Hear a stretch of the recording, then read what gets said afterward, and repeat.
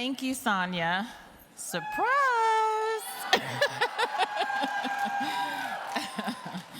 I've been among you all along. Hello, 2024 convention delegates, both in person and virtually. I am so incredibly honored to be your next CEO. Many of you I already know, but for those of you that I don't know very well, I want to share with you a little bit about myself and also my vision for the League's future. I'm the daughter of Tommy Lee and Mabel Stewart. They have been married for 52 long years and have 5 very different children. I was raised understanding that honor was everything and valuing finding spaces of belonging were also. My mom tells a story about me that has kind of stuck with me. She told me, we were a traditional military family, Celina, regimented, disciplined, mission-focused, boring. And when I came along, I had this energy that demanded, love me, hug me, kiss me, now! She told me that I pretty much disrupted their whole flow with my upbeat, engaging energy. That's my interpretation, Mom. However, some of their boring ways were helpful. For example, at the age of 8, I knew I wanted to be an attorney, and by the age of 12, I knew I wanted to attend Spelman College, an all-women's institution in Atlanta, for those of folks from Georgia. Early on, I understood the sacredness of working alongside women. All that to say, there have just been these certainties in my life, and I didn't know where it came from, but it's always been there. I had this obsessive search for purpose very early on, which led me to accept my dream job at the League of Women Voters as Director of Advocacy and Litigation, then Chief Counsel, and a few titles in between. One of the things I value about this organization is that it has given so much meaning to my life. It is my dream job because I get to do voting rights, kick ass, and get paid for it. But I also get to work with some of the most incredible people walking this planet, each and every one of you. One of my favorite quotes about the League comes from George Mitchell. Thanks, Betsy, for this quote. Betsy works on our team. George Mitchell, former Senate Majority Leader back in the 90s, he said about the League never accepts yes for an answer. And that is what is needed at this moment, an unrelenting fight to get democracy that we all want. And if we're gonna get there, we have to ensure that we figure out a way to never accept just yes as an answer. That is so true about us. And it's even more true now than, see? It's even more true now than it was in the 90s. For more than 100 years, the League has been recognized as one of the nation's most impactful voting rights organizations. Yes, give ourselves a hand. That is something that we have to be proud of. Not only proud of, we should be shouting it from the rooftops. And we should be singing our praises louder than anyone because of the tremendous work that each and every one of you do across every corner of this country every day. Yes, please give yourselves a round of applause.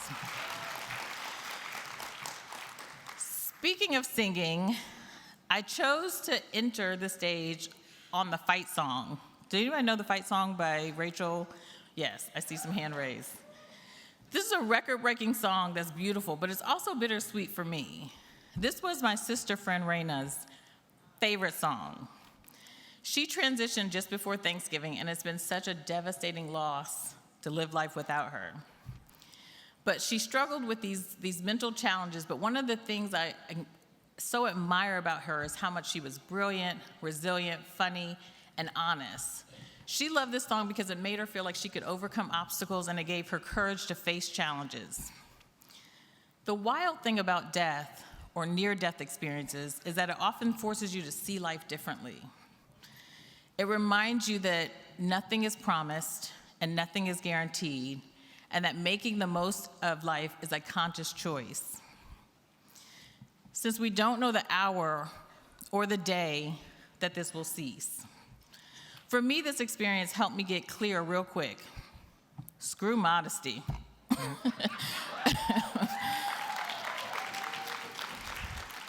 Screw modesty and screw playing it safe. We don't have time.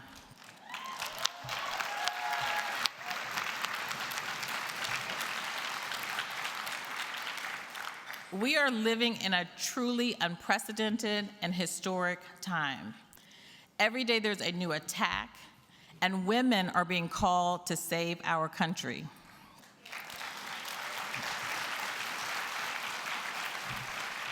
And that call is urgent. The League has rarely shied away from controversy. Quite the opposite, the Leaguers are often the firefighters of democracy, running towards the flames, armed with all of the tools we have in our arsenal to quell them. Whether we are protesting the supposedly friendly administration to restore voting rights, whether we are fighting state legislatures who try to criminalize our finest for the work that we do every day, whether we are challenging gerrymandered maps done by the Democrats and Republicans, and whether armed mercenaries show up at ballot boxes, Penny, trying to intimidate voters or working to intimidate voters. We do not cower. We file freaking lawsuits.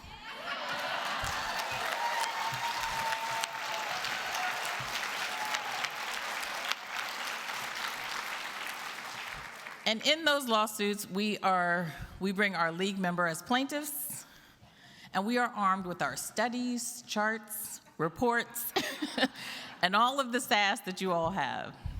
We are just made different.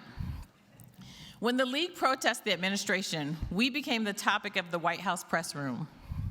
Shout out to those Leagues who came from DC and other places, got arrested, and made history. When the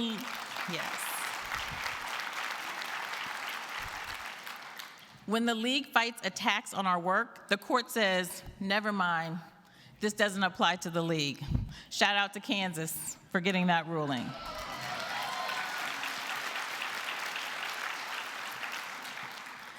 When the League challenges a gerrymander, partners join us to create a national movement of underrepresented communities to actually achieve more transparency in the redistricting process.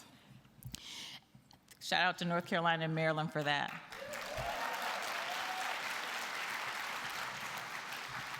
And when the League files a ballot box case in Arizona, the courts say, fools, get out of here within 48 hours. So shout out to Arizona, as well as Minnesota and Colorado, who have also dealt with these challenges.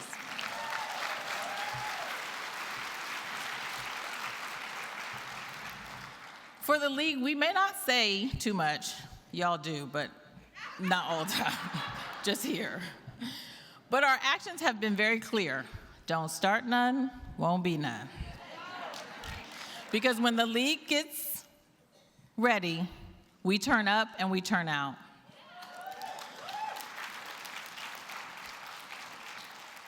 I'm looking at the timekeeper because I have to pause every time y'all clap. Our record is clear. We can do our work in our sleep. But what will require courage is for us to tackle the internal fights, some explicit, others that are quiet fights that we don't always talk about here. For example, the League's history. While impressive and inspiring on so many fronts, it also carries a darker, less comfortable reality, including the exclusion of Black and brown women and LGBTQIA communities. We don't always talk candidly about the fact that women of color and others join and want to join our organization and are not always met with welcoming spaces. Or worse, we tokenize these talented individuals and drive them out with emotional scars. Shame cannot be, or shame is a powerful enemy, and the only way to truly confront that shame head on is through intentional vulnerability.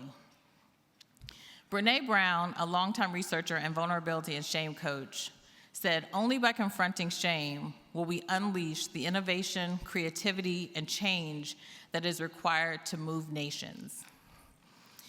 I believe we have the power to do that.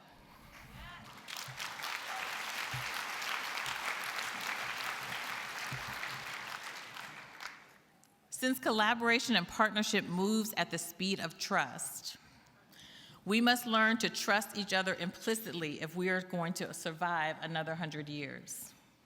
When I arrived at the League, it was very clear to me that my status as a national staff person was not popular. It might be an uphill battle in building the litigation work that I knew we could achieve.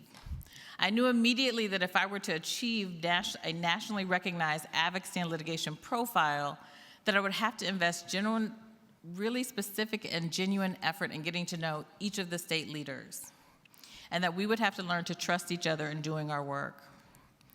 Professionally, after 6 years and 4 titles at the League, and as I prepare this speech for you, I started to think about all we have accomplished together. When I say we, I mean the collective, local, state, and the National League. Because whether we like it or not, no one league is an island, and publicly, when an individual or a business engages with us, they just see the League of Women Voters. That is what our brand is, and it means something. So we have to be intentional about how we use it and how we protect it.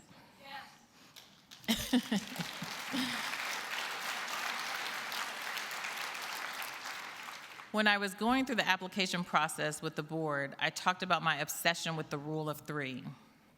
Does anybody know what the rule of 3 is? I'm gonna tell you, don't worry. The rule of 3 is commonly used as a writing technique to elicit the most important aspects of a story. But it's also a neuroscience term that asserts that people remember things when they are presented in a group of 3 because that is the most basic pattern to our brain. This science forced me to think about what's the 3 words to articulate the vision I have for this next chapter at the League. And those 3 words are together we will.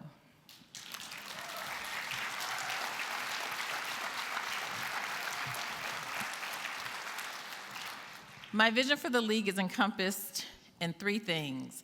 Of course, the rule of 3, right? First, we have to do what is best to ensure that we reach as many voters as possible for the 2024 election, a critical election. We will continue to educate, inform, and motivate individuals to participate, even though the candidates are not perfect, because they never are. Next, we have to turn to our focus internally to improve our culture so that if we are ever going to attract the people and resources we need to achieve the moonshot and transformation, that they are coming into inclusive spaces. We will know when we have achieved that, when people who are othered feel like they not only fit or that they don't fit, that they belong. And there's a difference.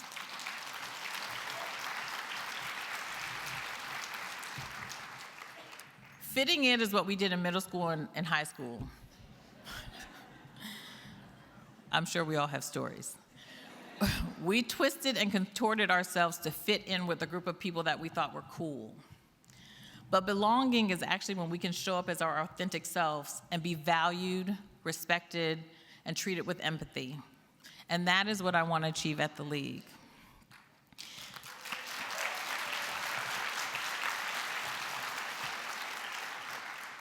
And finally, we must accept, y'all, that transformation and moonshot is happening.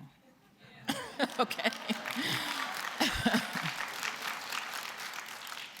But we can't see these as barriers. We have to see this as our way of stepping into power in ways that will strengthen, innovate, and propel this organization through another century of work.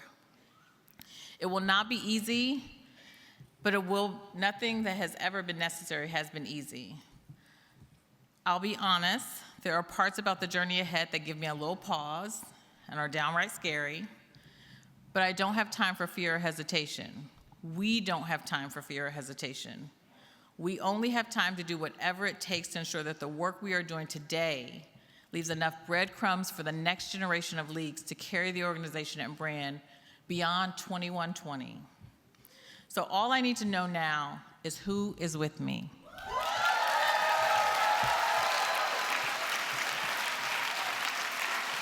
Yay!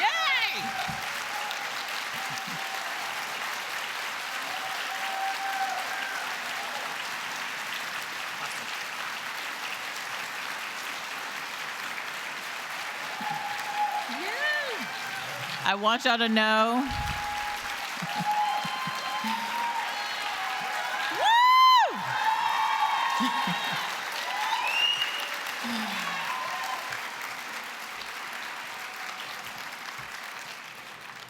Just so y'all know, this is video recorded, so I have videographic proof of who is going to be with us. We have work to do, y'all. Let's do this.